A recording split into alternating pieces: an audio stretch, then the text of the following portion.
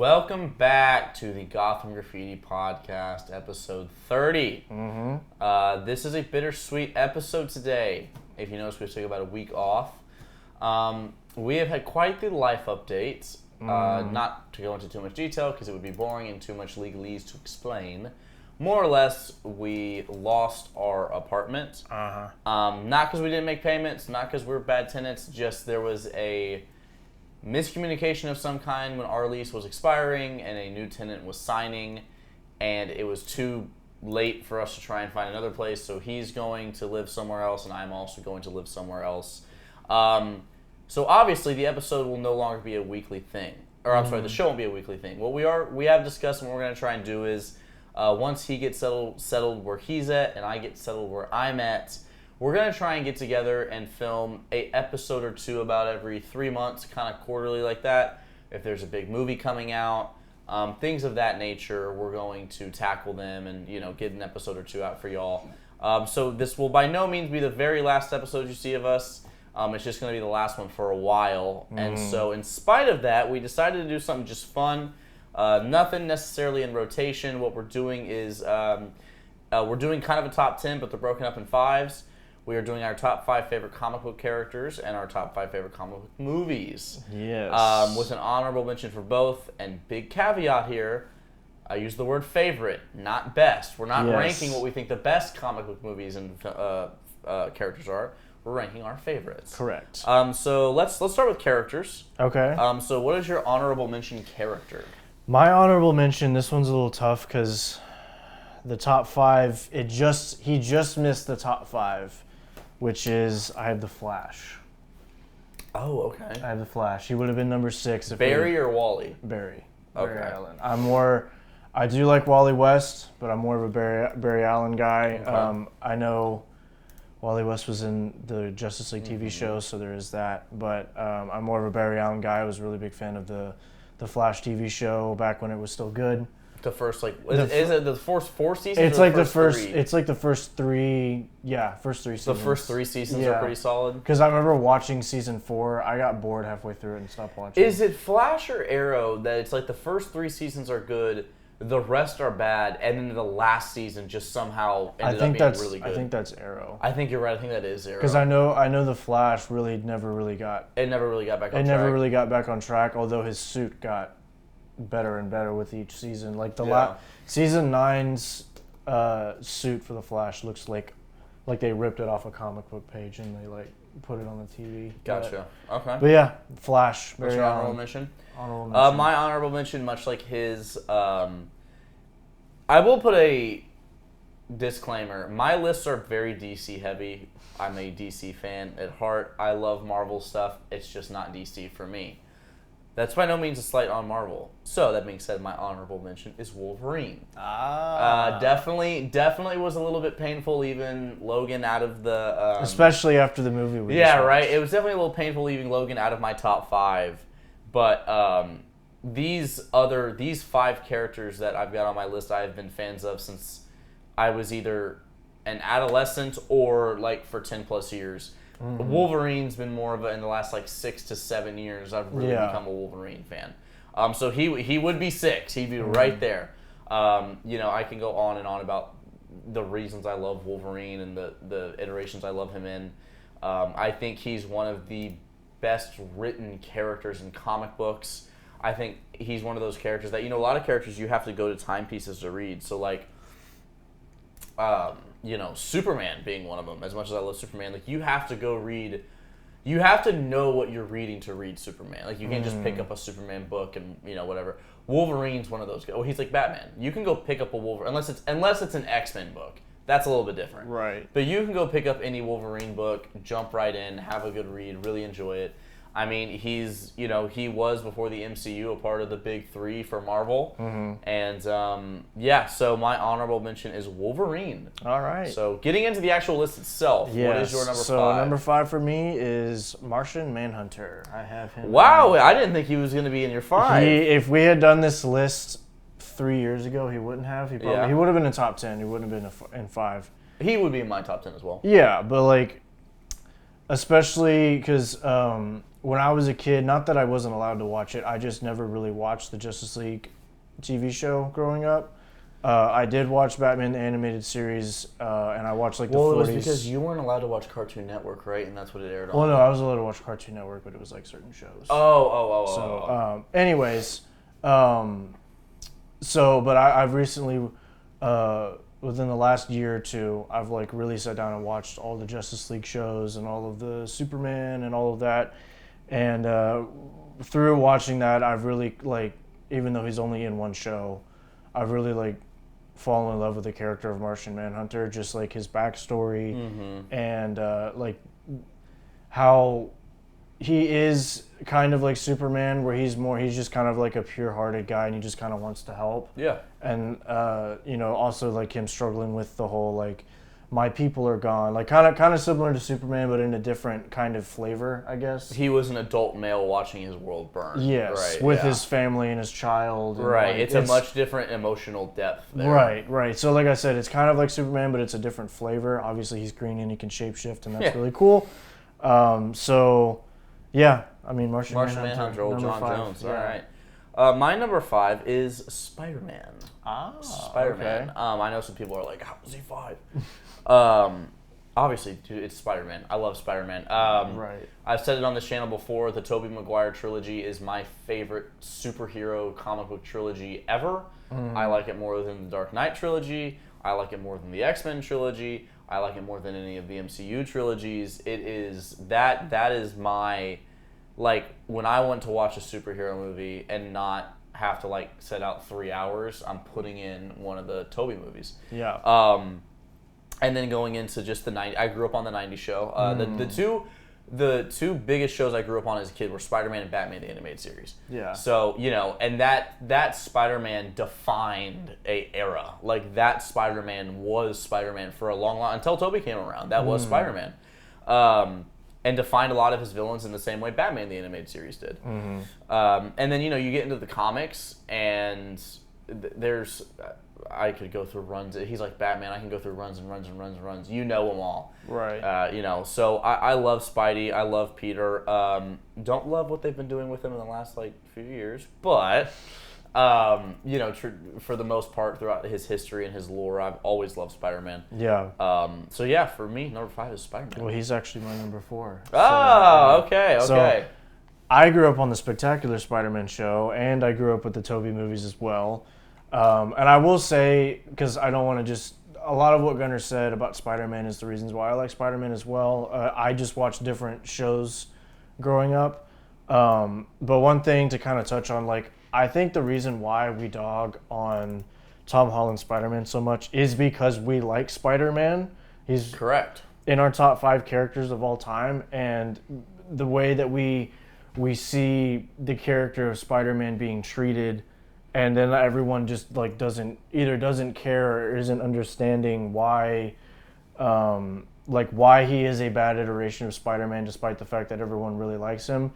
I think that's kind of why we get so frustrated, and sometimes we're the real fans. We cut into his version of Spider-Man. We're not just blind supporters. Yeah, exactly. So we grew up on the Tobey movies, and then a little later we watched the Andrew movies. We watched Spectacular Spider-Man, the '90s Spider-Man show.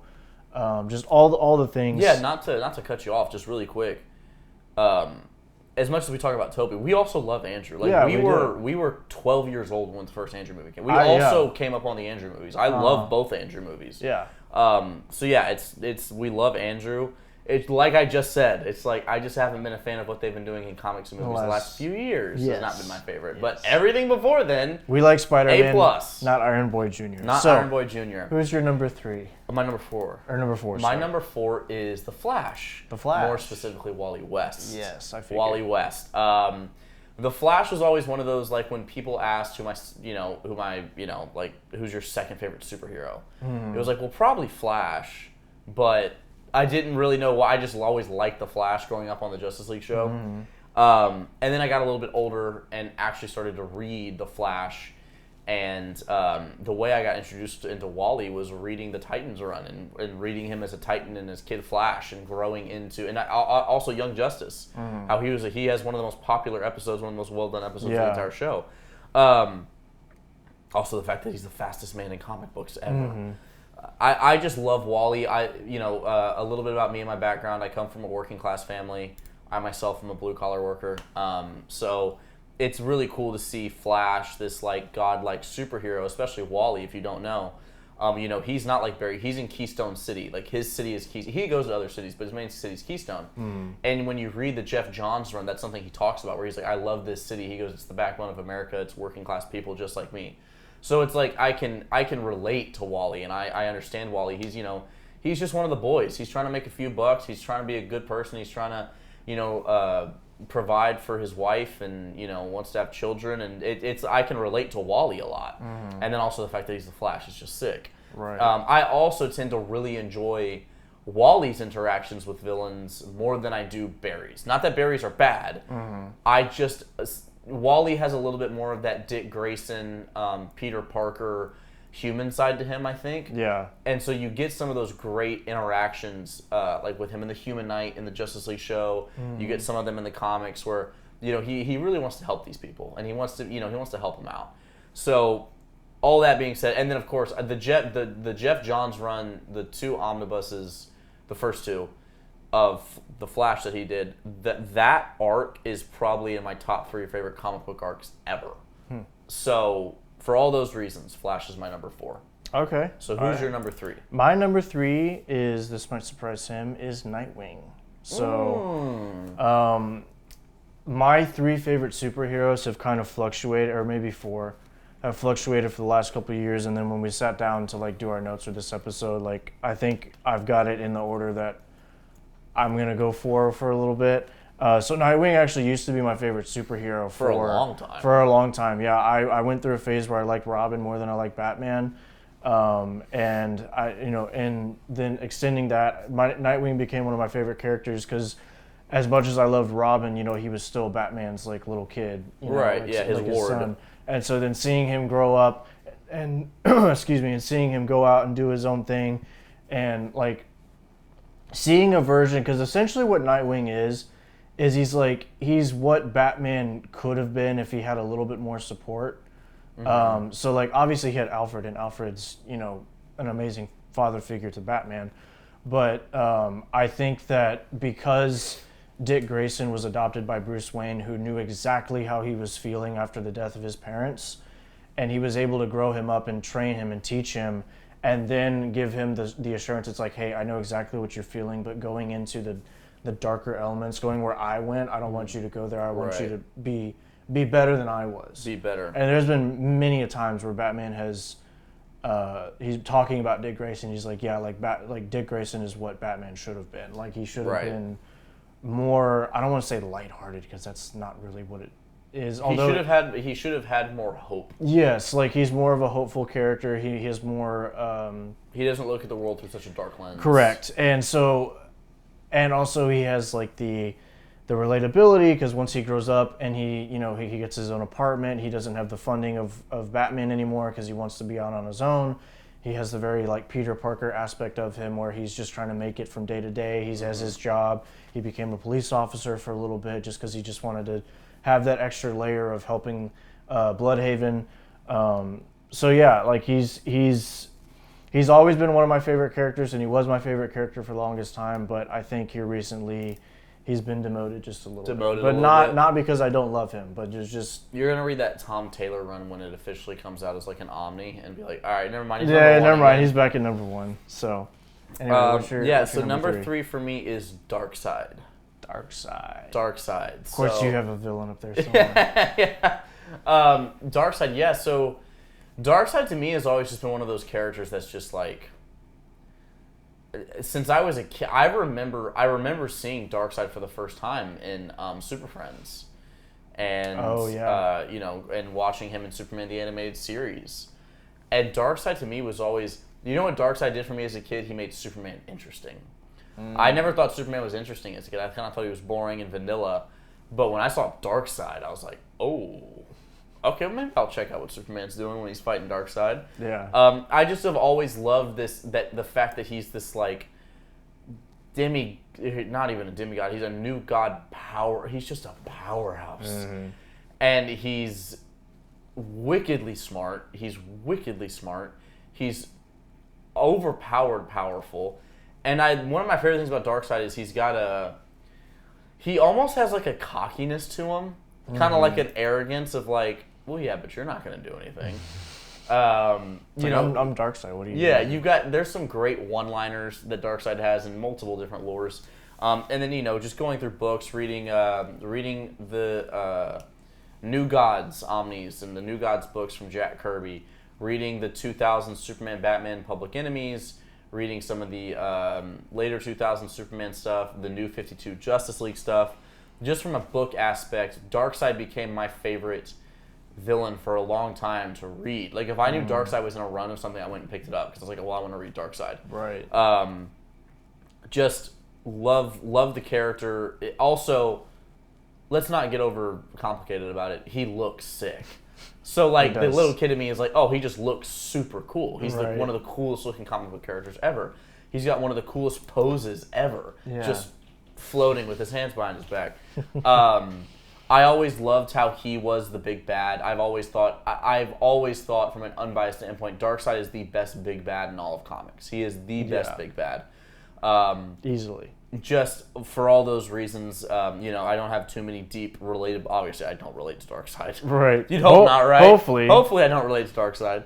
But yeah, nothing too deep. Just the fact that he's always been one of my favorites. He's always been one of those characters that entertains me the most, whether it's a show, a movie, or a book. I've always, since I was a kid, loved Darkseid, and for that reason, he is my number 3. All right, so my number 2 is The Dark Knight, is Batman. So he also was my favorite superhero for quite a while. Yeah. I don't really think that I have to justify why Batman is at number 2. It's Batman.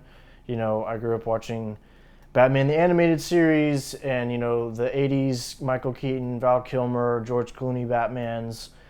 I watched the 2004 The Batman Show on Cartoon Network. Yeah, and like I feel, Batman is one of those characters where obviously he doesn't have any superpowers and he is the epitome of like the human spirit and never giving up and like always, having a backup plan and like punching up to people who you have really no business fighting or you're probably never going to win, but somehow you find a way and like you never give up despite what's going on in your personal life, the death of loved ones and, whatever it is, like he keeps going and he doesn't stop and he's always in the pursuit of justice and righteousness and all of that. And it's just, and vengeance and, I don't feel like I need to explain it all that much. It's just, he's number 1, he's super cool. 2, just like what his character represents. I feel like he deserves a spot in the Hall of Fame of superheroes. Oh, absolutely, dude. So, right on. So my number 2 is Joker. Joker, obviously. Doesn't surprise me one bit. Yeah, he's my favorite comic book villain ever. Yeah. Kind of same thing as Darkseid. Don't relate to him. Can't relate to him. But yeah, growing up, the first ever superhero movie I ever watched was my dad showed me Michael Keaton's Batman. So Jack Nicholson's Joker, growing up with Mark Hamill's Joker, growing up with the Batman Joker, just so many different iterations of Joker. Then, getting into the comic books when you're, a kid, like, Joker is easily the most interesting. It's yin and yang. It's like, there's a reason that, like, when you talk about the greatest villains of all time, it's always either Darth Vader, Joker, or Joker, Darth Vader. It's like 1, 2, depending on who you ask. So yeah, like when you think of like Joker and you think of a villain and you think of just what's the most vile, evil thing someone can do, but do it with a smile on their face. It's Joker. It's Joker. Yep. And one of my favorite things about Joker is you see it now with a lot of other villains. A lot of other writers have adopted this trope into their writings. But Joker was really the first one to do it, where his entire motivation, he's evil, but he's not evil for the sake of being evil. He wants to make Batman a better hero. Right. He's like, no, this is a game. Like, this is my job, is to make you better. Is to push you to your limits so you can be better. Yeah. Also because it's fun for him. Right. Obviously I can run through the lore of the animated movies and the animated series and the movies and the shows and the comics, and it's Joker. He's the villain. if you want to make the argument for Darth Vader, I'd hear you out. Anybody else, I'm not hearing the argument. Joker is the number one villain of all time. Yeah. It's not up for discussion. Well, I think what's funny about Joker is like if like kind of what you were saying about like Batman. He's trying to make Batman a better hero. Like in the animated series when Batman dies. Oh, and he's just like, well, without Batman, crime is no punchline. You just kind of like, I don't really want to do it anymore. Yeah. Just for all those reasons. Also, the fact that purple's always been my favorite color. So, of course, when I was a child, I was like, ooh, purple. He's wearing a purple zoot suit. But, for all those reasons, he's my number 2. So okay. So, what's your number 1? My number 1, returning to the top spot after I don't know how many years, is Superman. Shoot, probably since you were 12 years old. Yeah, so Superman was my favorite superhero growing up until I was like early junior high-ish. I grew up watching the 1940s serials with like Superman. I'm trying to remember something Schumer. I can't remember who actually directed the show. But they were like cartoon shorts that came out like literally during the height of World War II. Right. And I had a DVD of them, and that was when Superman couldn't fly. He had like the black in his symbol instead of the yellow. Yeah. His cape was super short, and like he was fighting, like throughout the entire show when I watched it, he did not fight a named villain that I'd ever heard of before. It was like mad scientists, and he fought the Nazis at one point, or like cult leaders, or whatever it is. And doesn't he fight the KKK in an episode and they like removed it?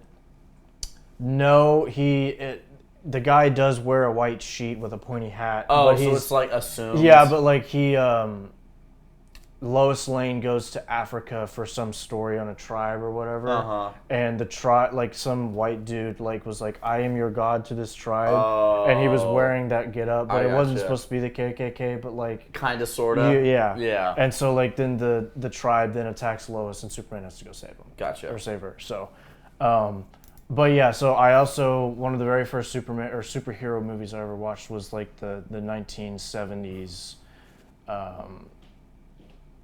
Christopher Reeve Superman.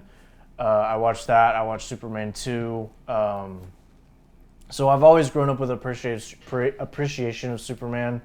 And then, when you're edgy and you're in your 12, 13, 14, whatever, I switched to Batman, and then it went back and forth between Batman and Nightwing.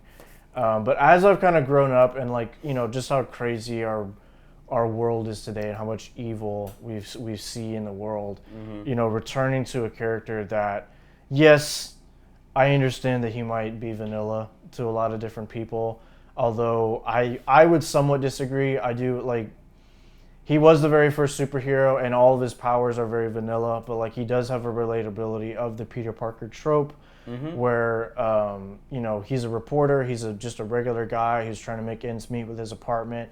He has a woman that doesn't really pay attention to him. She pays attention to Superman, but he grew up with good parents in Middle America, and they taught him just good old American Christian values, and he just wants to help. He wants to make the world a better place, and he wants to make sure that everyone's safe. And he's a lot of times in superhero stories, like we saw with the death of Superman, there's a lot of times where he's the only person who can save the world from whatever threat it is, because the Justice League just is not powerful enough. And whenever he finally lets loose and he's like, okay, I have to do whatever it takes to make sure that the people of Earth are safe, I'm going to do it. And I will, despite the fact that I'm a near godlike figure and pretty much nothing besides kryptonite can kill me, I'm still willing to sacrifice my life to make sure that everyone's safe. Yeah. So for that reason, Superman has returned to number 1. Wow, okay. Character. I wasn't expecting that, but right on, right on. Mine's obvious, guys. Batman. It's Batman. It's Batman. That's never changed once since I was a child. Batman has always been my favorite character. Batman's been is always my favorite character in fiction. It's always been Batman. Just Batman, other than the fact that he's Batman, personally has gotten me through a lot in my life. A lot. Whether it's relationship stuff or life stuff or stress or responsibilities or deaths or whatever it is. The character of Batman in one way or the other has really, really helped me a lot. growing up as a kid, obviously the nostalgia's there from the Keaton movies and the animated series, and those are still my comfort things. Like when I've had a bad day or I've had a stressful day or I just want to relax, like I throw on an episode of the animated series. Even though I've seen them all 40 times, I still put it on. There's not a character that I get more excited about when news comes out or a new run comes out, or there's not a character. My entire collection is, you can ask him, my collection is very deep. 70% of it's Batman, though. Yep. So there's all the statues, most of them are Batman. Most or Batman of my statues related. are Batman. My library, about 8 shelves are Batman. The other 4 are everything else. All the posters are Batman. All my framed artwork is Batman. So, I've got some Lobo and Superman stuff in there, but 95%. Yeah, most of it's Batman. He's as you were saying, he is the embodiment of the undying human spirit and never giving up and facing whatever it is head on. That mindset really helped me a lot if I was going into an interview or going into a party or going into a whatever it was, a tryout for something. Like if I was nervous, it was like, walk into it like Bruce Wayne. Like walk into it like how Bruce Wayne would walk into it. And that mindset would really, really help me because I know how Bruce Wayne would walk into that. Right. Is even if he doesn't know what he's doing, he'll figure it out. He's confident enough, he'll figure it out. He's competent. And then also just the fact that, guys, he's Batman. He's Batman. I don't need to say even people who don't like superheroes like Batman. I don't even need to say anything. Yeah. His movies, his books, his shows, they're all the best. Or even to Marvel people, they're like top 3. It's just excuse me. Even to those people, Batman is a top 3 character in whatever it is, and he has influenced so much of pop culture. So for all those reasons, Batman is my number 1 comic book character of all time. Yep. So going off of that, we are going to transition into our top favorite comic book movies. Opening up our top 5 movies, same as the top 5 characters, we have an honorable mention before we get into the top 5, just edging out the top 5. So what is your honorable mention? So I have to, my honorable mention is not what I'm... Really quick, also just for context, these are just live action movies. Yeah, we're just counting theatrical release comic book movies. Yes, that's what we're counting. Yes. So I have to add a little disclaimer to my honorable mention. The Dark Knight is not in my list, which is blasphemous. I understand. The Dark Knight's also not in my list. That's also really? my honorable mention. Once again, we said favorite, not best. Well, my honorable mention isn't The Dark Knight though. It would be. What's yours? Mine would be The Winter Soldier. So you don't have The Dark Knight at all? It would be at number 7 if I were to put a list. Oh my. Yeah. Okay, go ahead. Anyway, so Winter Soldier is my honorable mention. I feel like it's the best. It's probably the best, if not one of the best MCU movies in the Marvel Cinematic Universe. It's easily, I wouldn't say easily, it is the best Captain America movie that we got. With Bucky and the tone of the movie and the fight scenes and the suit that we got and like the end with I'm with you to the end of the line. Like everything about it is just awesome, and it's cool to see Captain America like the first movie is really good, and I really like the first movie, but it can come across as a little campy sometimes. At points. And like the Winter Soldier and like Civil War and like that era of Marvel where they were like really taking Captain America seriously. Like that was probably the height of the MCU, like kind of died off obviously after Endgame. But yeah, Winter Soldier is my honorable mention. So. Okay, well yeah, I already said mine, The Dark Knight. Yeah. I think The Dark Knight is the greatest comic book movie of all time. Yeah, there's no disagreement. Like when we say we don't have it on our list, like The Dark Knight is probably the best comic book movie. It's the best ever. comic book movie of all time. There's no disagreement. Yeah. It's just not it's just not in my top 5 favorites. It's very dark. It's very heavy. It's not one you can just watch anytime.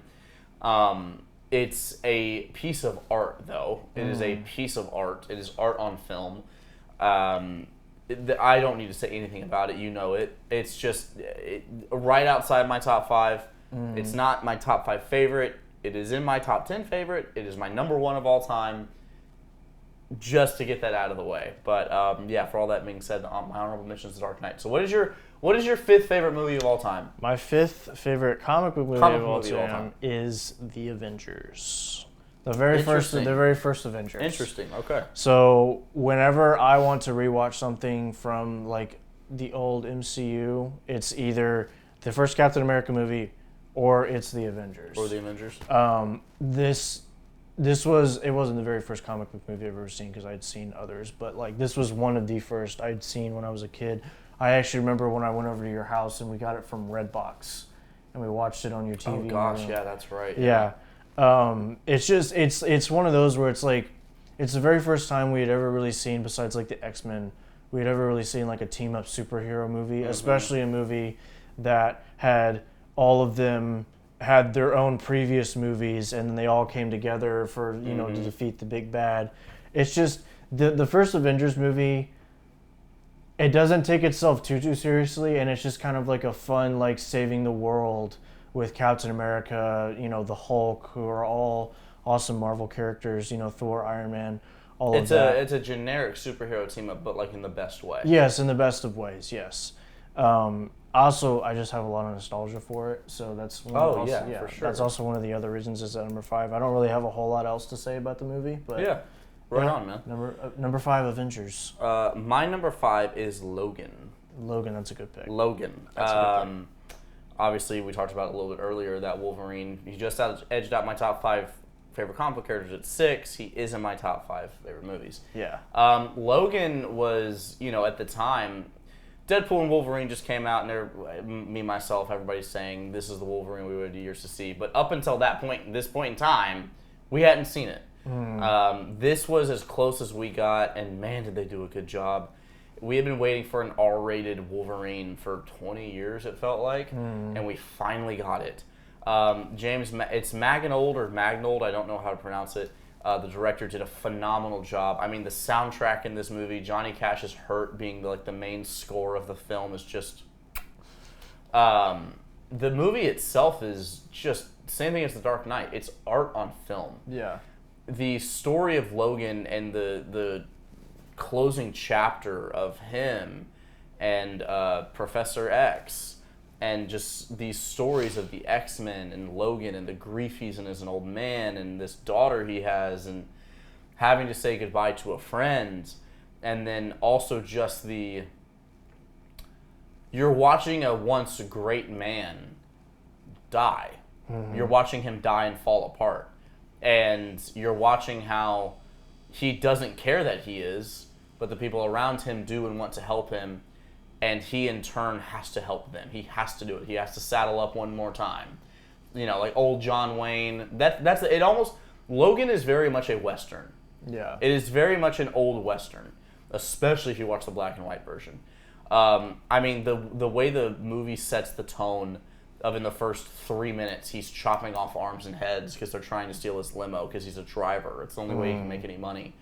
I remember being in the theater with my cousin, not him, other cousin, just being like, he's also a big Marvel guy, so he was just as pumped as I was at the time, and just like, oh my gosh, I can't believe you actually did that, and we haven't seen him do that for 20 years. Right. And then just the rest of the movie, it's just beautiful. It's, I'm not an emotional guy. I don't cry a lot, but like, in the end of that movie, like, you definitely get that rock in your throat where you're just like, oh man.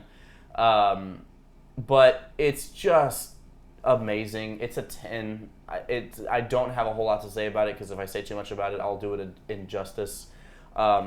It's Logan, guys. You've seen Logan. You know what it is. That's why it's in my top 5. So, Right on. What's your number 4? My number 4 is Spider-Man 2. My number 4 is also Spider-Man 2. Oh, really? Yeah. Okay. Yeah. I mean, I'll just say one of the main reasons. I mean, it's the best of the Tobey trilogy. It's the best Spider-Man movie. Yeah, it's the best Spider-Man movie. I'll just say the main reason why I think that the villain in the movie is really good. I don't think he's the best. I think that goes to Willem Dafoe, Green Goblin. And that's not to the discredit of Alfred Molina. Alfred Molina did a great job. Willem Dafoe's Green Goblin was just on another level. Just so good. Yes. That having to follow that up was almost impossible. Yeah. Like if he was if they had flipped that. If they had flipped that, then it probably would have been a little bit of a different discussion. But anyway, that to say, give credit where credit is due. Alfred Molina did a great job as Doc Ock. One of the main reasons why this is in my top 5 and it is not just 5 is because of the fact of like Peter Parker really struggles in this movie. Mm-hmm. Not only that, he got to the point where he was just like, I can't do this anymore. I can't be Spider-Man. Just a full-on breakdown. It's too much. Like he lost his powers, but it was due to like his own psychological, like I just can't do this anymore. Yeah. And the fact that he's struggling with like what he wants. He wants to have a normal life where he's able to be there for Mary Jane and go to school and get his degree and just like live like a normal average life, especially after the trauma he dealt with in the first movie of his uncle dying and seeing his aunt struggle and watching his best friend like not really want anything to do with him anymore because he's an affiliation with Spider-Man. So it's like when you talk about like what Spider-Man is and what Spider-Man represents, it's the balancing of like what you want versus what you need to do. Right. And I think that this movie encapsulates that perfectly of like the responsibility versus what, like there's even the line where he's like, am I not, like, what am I supposed to do? Am I not supposed to have what I want, Am I not supposed to have what I want, what I need? Yeah, and so, and like seeing like, especially as you get older and you see him like his apartment doesn't work and like he has to deal with an annoying tenant who like constantly or the landlord who constantly asks him for money. Like when you get older, you're like, yeah, been there. Been there. So it's not only a good, like by the end of the movie, like you really felt like, not that you learned something like you're in Sunday school, but like, there was a lesson to be learned. Like there was actually something to be taken away. There was a takeaway. Yeah, there was a takeaway. And, like it's just the relatability of the movie. Like when we talk about how Spider-Man is such a relatable character, like that's probably, of any Spider-Man movie, that is what encapsulates that relatability, responsibility. Like that is the Spider-Man movie. So yeah, I mean, I agree with everything you just said. To touch on some more lighter points, so I don't just say the same things. I think this movie is a prime example of specifically how to mix a serious tone with humor. Yes. Nowadays, it's always just cheap one-liners. This is the perfect way to not have to completely change the tone of a movie. You can just laugh at parts. Like, I don't think... I have not laughed harder in a super movie ever than when he thinks he gets his powers back. And he goes to jump off the roof. He's like, I'm back! And just starts falling. And then immediately smacks into that Honda Civic. And gets up. Oh, my back! My back! My back! I remember watching that. I had to rewind it like 2 or 3 times. I was laughing so hard. Or the same way, like when he's like watching the firefighters and the cops go by, and he's like, "Huh," and just takes an abnormally large bite of a hot dog. Where you're like, "Wow, all right, man." It does that kind of stuff perfectly. I think also one of the more underrated parts of the entire trilogy is the monologue that Aunt May gives to him when he goes to see her when she's moving out. Yeah. And it's you're like, oh, she knows. Right. She knows. And she's forgiving him in a sense for being somewhat responsible for his uncle's death. And also giving him like you need to go be Spider-Man again. Right. And that's it alters the entire movie. One of my other favorite things about it is the fact that I feel like out of all 3 villains, or all 4 villains he fights in the trilogy, this is the one that I feel like is most heartbreaking to him.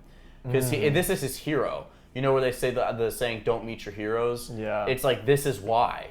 Because this man he revered and respected and looked up to and wanted to be like, he had to stop. He had to take down and had to watch kind of fall apart, fall from this mount of grace. Right. And, fall down and sacrifice himself to save the city. Also, the fights, obviously. The fights. Yeah, train fight.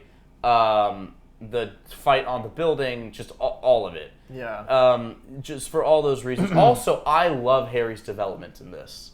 Yeah. I think, gosh, what's his name? The actor who plays Harry? Yes. James Franco. Yes. I think James Franco, I think this is one of his best acting performances. This is in the second movie. He does so well in this. Yeah. So yeah, for all those reasons and the reasons he said previously, Spider-Man 2 is my number 4. So Okay. what is your number 3? My number 3 is Batman '89 with Michael Keaton. So obviously I know that this isn't the best Batman movie that's ever been made. There have been multiple other movies that are probably better than this Batman movie. But other than the Superman movies that I watched when I was a kid, this was one of the first. It went Superman. I got to watch the Superman movies. I watched the Batman movies, and then I watched the Avengers. Like that's kind of how it that went. was the timeline. Yeah. So, I mean, it's almost like a window into, I don't want to say a better time kind of speak, where it's like gothic Batman with the Art Deco, the neon lights, like that kind of Batman. Mm-hmm. And I've always kind of like in my head like Michael Keaton and the Batman, Nicholson? the Batman the animated series and like the Arkham, like they're all kind of the same Batman, like yeah, in the same yeah. kind of from the same category, world. yeah. So, because a lot of times when we would go over there, like we would watch a Batman movie, like when we'd like hang out at his house, it was like we'd watch a Batman movie, we'd maybe watch like an episode, and then we'd like play the Arkham games. Like that was the routine. That was kind of how the evening usually progressed, and so I mean, there's not really like this was a cultural icon at the time and like redefined like what Batman was in the culture's mind, so to speak, because everything prior to that was like 66 Adam West Batman kind of feel.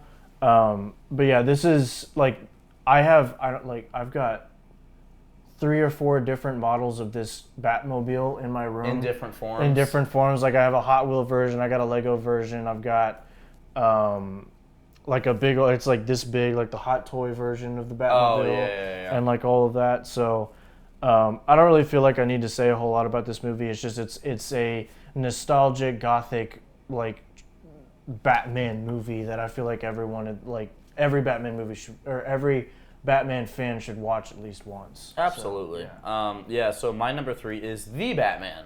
With Robert Pattinson. Okay. Main reason being, I've said it on this channel before, as a lifelong Batman fan, this is what I've waited, at that point in time, this is what I waited 22 years to see. This was Batman. They finally figured out, they got the recipe right, this is Batman. Mm. Just from everything, man. I mean, the tone, the music, the writing, the color palette. I mean, I didn't want it to end. I remember being in the theater, I remember thinking it was about to end and it didn't end, and I was like, oh, we're still going. And then it ended, and I was like, oh, I wanted to keep going. Man. It was just so good. It's one of my favorite movies of all time. Yeah. I think Robert Pattinson is easily, except from fan favorite nostalgia with Michael Keaton, he's the best Batman. He's the best Batman. I love Andy Serkis' Alfred. Paul Dano's Riddler was excellent. I can't remember his name off the top of my head. I thought the guy that played Gordon did great. I think that movie does a great job of really building the Batman and Gordon relationship. Mm-hmm. Kind of same thing. I love how they made Gotham feel like Gotham didn't feel like Chicago. Right. Gotham felt like Gotham. Right. It's just, you've seen it. It's recent, so I don't need to refresh your memory that much. It's Batman. It's what I waited most of my life to see on a screen. And obviously the fact that, the Batmobile is a 78 Charger. Yes. Pretty sweet. Yes. So for all those reasons, it is my number 3. Funny enough, that is my number 2. Okay. All right, we'll continue. So, kind of like everything that he just said is true. I feel like in every single category, they almost or completely nailed the look, the feel, everything about Gotham City, about Batman, about his villains, about, his gadgets, whatever it is. They nailed it almost to a T. Mm-hmm. And for me, it's kind of it kind of gives me a similar feel to, in a different way, like Mask of the Phantasm. It's just kind of the same but different. I see what you're saying, yeah. It's one of those films where it's just you got to keep going, you got to be a hero, you got to do what you need to do despite what your family is done in the past. You get to see him be a detective finally. Yes, you get to see him finally actually do his detective work, which was a breath of fresh air because he's the world's greatest detective, and we haven't really seen him do that in 40 plus years. You get that one scene in The Dark Knight, but that's about it. Yeah, that's about it. Also, the soundtrack. I'm a huge soundtrack guy. If you've watched this channel, I've talked about it before. The soundtrack of the Batman, like I listen to that all the time. Like it's so good. In the gym, when I'm driving, when I'm just hanging out in my room, like I listen to the Batman soundtrack all the time, and I feel like they did a fantastic job of nailing everything about Batman in that movie. So yeah, absolutely. I'll put that to rest. But all right, well, so my number 2 is Spider-Man 3. Of course, Spider-Man 3. Of course, it is. So obviously, I know it's not received well for the most part. Once again, these are our favorites. Yes. Spider-Man 3 is one of the most nostalgic movies for me ever. It is my favorite of the Tobey trilogy for all the reasons you think. Venom, black suit, the fact that it's the end of the trilogy. I love that at the end, you don't get a heroic swing. You don't get to see the hero fly off into the sunset. You get to see a broken man going to the woman he loves with no words said, apologizing and dancing with her. Mm-hmm. Don't care what you say. That was done. That part of the movie is an A+. Yes. Couldn't have done that any better. I love all the dorky Bully Maguire stuff. I think the stuff with Aunt May's great. I think the stuff with... I unironically really like Topher Grace's Eddie Brock. Oh, yeah. Like, unironically, I really actually enjoy it. Also, the climax of Harry and Peter's relationship is so freaking good. It puts a rock in your throat. It's so sad, but it's so good. When Toby, when Peter's holding him there crying, and Harry's sitting there with just like one tear falling out, and he's like, "I'm sorry," and Harry's like, "It's okay, Peter, you're my friend," and he dies, and you're like, ah. The stuff with Sandman's great. You get one of the greatest visuals in any superhero movie ever of him becoming Sandman. Yeah. I think the visuals in this movie also. The visuals in this movie still today hold up and are still great. And then, like I just said, for nostalgia reasons, it's my number 2. So. Yeah, I get that. So what's your number 1? My number 1 is Man of Steel. Man of Steel. That's not really a surprise to anybody. Yes, yeah. This movie. I know the hate that this movie has gotten over the years, and I will say some of it is not completely unfound. Like, I definitely get that there's problems with this movie, but kind of like what you were saying about, how Batman has gotten through a lot of stuff. Like, this movie specifically, and like the soundtrack, and like the lessons that this movie has in it has gotten me through a lot of tough stuff, like through high school and junior high and like all the things. And I feel like, kind of like what I was saying about Superman when we were talking about our favorite characters, like it kind of feels like, because you had the campy, like, saving cat out of tree Superman in the 70s and 80s, right? And then you move into a new era, a post 9/11 America where everything's very dark, very gritty, very whatever it is, and everything has to be taken super seriously. And that movie definitely has that. Like, don't get me wrong, it definitely is that. It's a very, very serious take on Superman, but it's almost like through the seriousness, like, there can still be like an icon of hope. Like, there's gonna be, like, it's gonna be okay. We'll get and through like it. Even though the city has been destroyed and Zod almost conquered Earth, like, Superman's still there and he was still able to save the day. And like the golden age of heroism, like, he's not the Christopher Reeve Superman where he pops out, he's got his teal blue suit on and he's ready to do. But like, he goes through an arc in this movie. He's like, I don't know what I'm supposed to do with all these powers. Like, I don't know. Yeah. What am I supposed to do? And like, how am I supposed to, like, how are the people of Earth going to react to me when I finally, reveal myself? And so, and he finally does that. And he's like, okay, I need to make sure that the people of Earth are protected and like they're not going to go through a genocide by the Kryptonians. Yes. Like, that's just like, that's cool. Like, I don't know what. Like, I know that, like I said, that there's been a lot of hate in this movie, but I feel like if you were to actually sit down and really watch it from Superman's perspective, like, I think you would gain a new appreciation for the Man of Steel. A different insight. A different insight to Superman and to Man of Steel. So, For those reasons, Man of Steel. And all the reasons you've talked about on the other 20 On the episodes. other 20 minutes, I won't go super into it. There was one episode where I went on like for a 20-minute rant about Man of Steel. So. It's all right, man. You're passionate. Yeah. So my number one favorite comic movie of all time is Batman 1989 with Michael Keaton. Oh yeah. It is the most nostalgic superhero. It's the most nostalgic movie for me ever. Yeah. Same thing I just said about how I loved the Batman because it's what I waited forever to see as Batman. Michael Keaton's Batman is just like you said, it's that era Batman. Of just the big neon Axis sign and the overdressed. Also, I love the time period of it, how they make it feel older but still kind of current. Right. Billy D. Williams as Harvey Dent, and I unironically think Michael Keaton actually did a great job as Batman. I love how his Batman's not like he's a playboy, but he's also kind of like, he's not like we'll have the yacht and take all the models. Like, he's a little bit more like suave with it, you know. There are parts of it where he's funny. I thought Nicole Kidman as Vicky Vale in that is amazing. I don't think she gets talked about enough. Obviously the icon of that movie of just the moments we get. Joker in Batman in the Bell Tower, Joker's commercial, the parade. That smile. The parade, the Batplane and the Batmobile that have influenced Batman media forever and probably will forever. The shots, the visuals. The thing with the moon. Yes, that's what I'm saying, the visuals. Which has been copied in I don't know how many different Batman projects. It's just, to me, it's for that era, and when you want to get to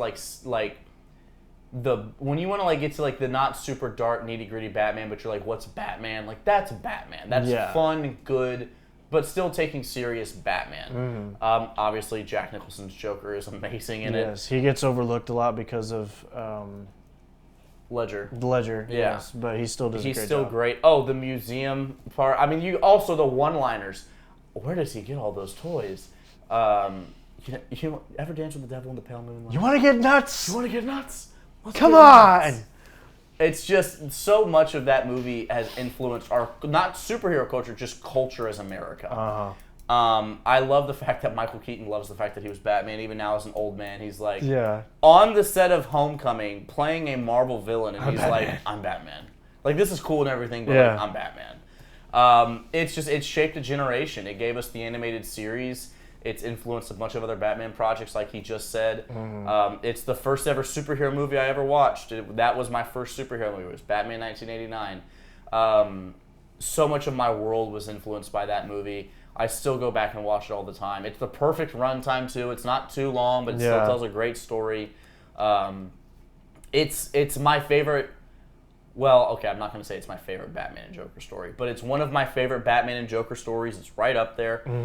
Leading into Batman Returns, I love Batman Returns. So just what the movie did for Batman culture and comic book culture, what it did for me as a young boy seeing it for the first time, and now as an older guy who can still appreciate the art in it. I'm not going to say it's art on film, but there are moments in the movie that are definitely art and are very well done. And I mean, it's the Batman. You had Prince doing the soundtrack, dude. Like, it's one of the biggest movies of all time. So for all those reasons, Batman 1989 is my favorite comic book movie of all time. Before we wrap up, did you see this happened a while ago. Do you remember at the Oscars, like...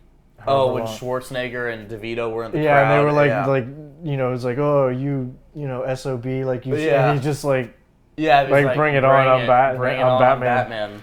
Yeah. But anyway, thank you for joining us for hopefully our not last episode. Like we said, we'll keep you kind of updated as kind of what happens in the next couple of months. You know, this is kind of, it's not really a goodbye. It's more like kind of see you later kind of thing. But thank you so much for watching. Thank you for joining us for more just kind of lighthearted, fun episode of the Gotham Graffiti Podcast. If you would, please hit that subscribe bell. You can go back and watch a lot of our previous episodes. There's a lot for you to watch. Yeah, there's 30 episodes of our podcast to watch. So thank you all so much for joining us for this episode and all the episodes that we've made previously. And we'll see you later. We'll see you later, guys. Yeah.